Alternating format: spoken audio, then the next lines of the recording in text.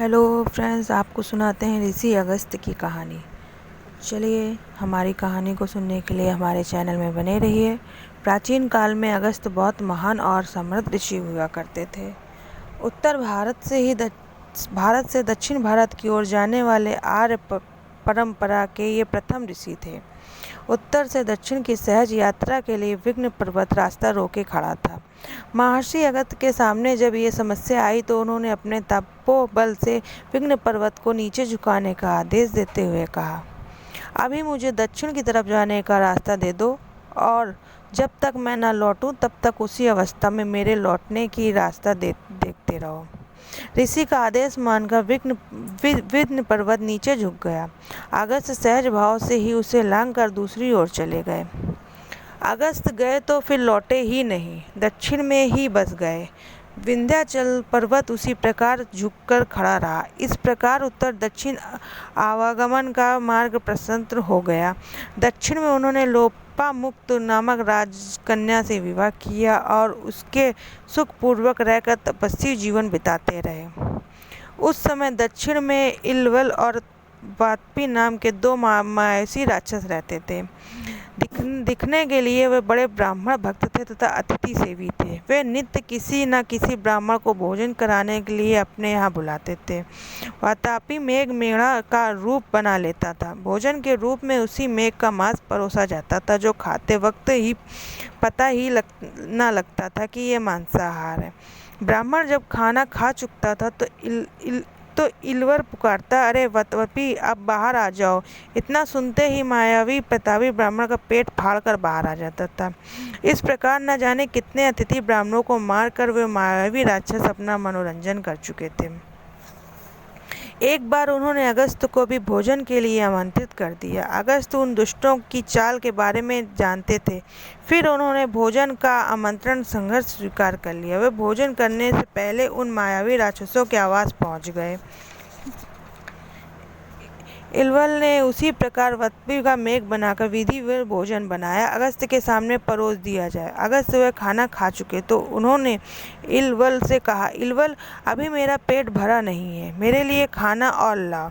इलवल को आश्चर्य हुआ कि अगस्त इतना सारा खाना खा गए फिर भी भूखे हैं। वह थोड़ा चकित होकर बोला, ऋषिवर, थोड़ा ठहरिए, मैं अपने भाई वत्पी को बुलाता हूँ, उसकी मदद से और खाना बनवाता हूँ। ये कहकर उसने आवाज़ लगाई, वत्पी, बाहर आ जाओ। अगस्त ऋषि का भी पेट भरा नहीं। इलवल पुकारता रहा और वात्पी का कहीं पता नहीं चला।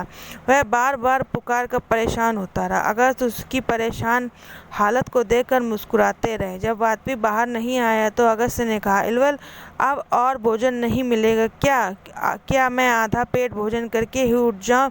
इलवल को बहुत आश्चर्य हो रहा था कि उसका भाई वात्पी अभी तक अगस्त का पेट फाड़कर बाहर क्यों नहीं निकला।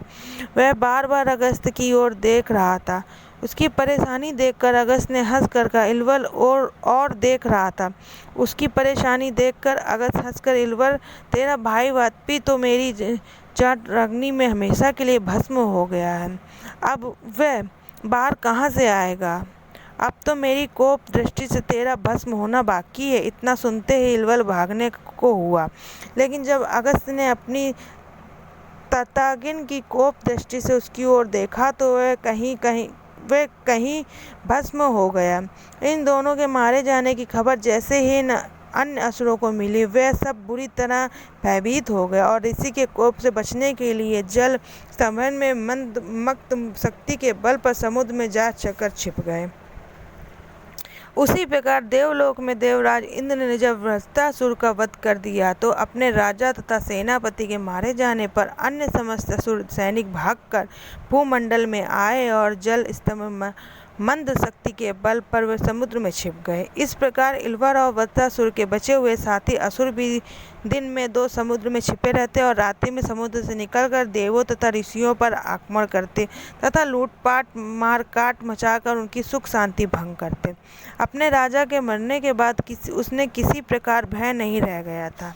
इसमें इससे देवता बड़े परेशान हुए। सारे देवगण मिलकर अगस्त्य के पास गए और उन राक्षसों के उत्पात के विषय में बताया कि किस प्रकार से राक्षस यज्ञ आदि धार्मिक कार्य नहीं करने देते। उन्होंने ऋषि से प्रार्थना की, यदि आप समुद्र को सोख लें तो हम राक्षसों का संहार कर देवों और ऋषियों को निर्भय कर देंगे। महर्षि अगस्त्य ने जब देवताओं को विनती सुनी तो उसके सबके कल्याण के लिए उन्होंने अपनी अग्नेशी शक्ति का आह्वान करके सारे समुद्र जल को सोख लिया। समुद्र के सूख जाने पर राक्षस घबराए अब कहाँ जाएं, लेकिन वे कोई उपाय सोचे इसके पहले ही देवों ने उन पर प्रहार कर दिया। कुछ राक्षस देवताओं ने समाप्त किए और कुछ महर्षि अग्निश्री दृष्टि से जलकर भस्म हो गए। इस प्रकार अगस्त्य ने समुद्र को सोखकर भूमंडल को राक्षसों से भय करा के मुक्त करा दिया। आपको ये कहानी पसंद आई हो तो लाइक कीजिए, कमेंट कीजिए और शेयर कीजिए।